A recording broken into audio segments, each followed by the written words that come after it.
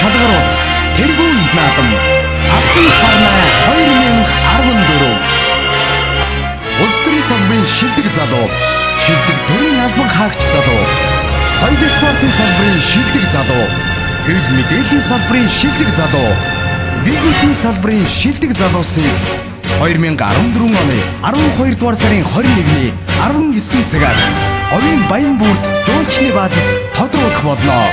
Харилцах утас 88 30 99 88 87 67 70.